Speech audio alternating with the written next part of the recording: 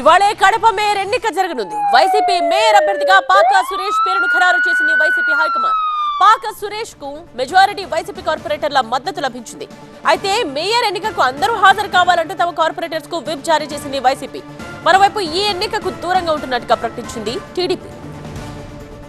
Corporation mayor అభ్యర్థిగా పాకా సురేష్ పేరును ప్రకటించింది వైసీపీ హైకమాండ్. కార్పొరేటర్ల అభిప్రాయం మేరకు 47వ డివిజన్ కార్పొరేటర్ సురేష్ ను మేయర్ అభ్యర్థిని ఖరారు చేసినట్టుగా ప్రకటించారు ఎంపీ అవినాష్ రెడ్డి. తనను మేయర్ అభ్యర్థిగా ఎంపిక చేసినందుకు అధిష్టానానికి కృతజ్ఞతలు తెలిపారు పాకా సురేష్. ఏకగ్రీవంగా నా పేరును ప్రపోజ్ చేసి నా అభ్యర్థాన్ని పరిశీలించి నన్ను ఏకగ్రీవంగా ఎన్నుకున్నందుకు ముఖ్యంగా వాళ్ళందరికీ కూడా నా యొక్క హృదయపూర్వక ధన్యవాదాలు తెలుపుకుంటున్నాను.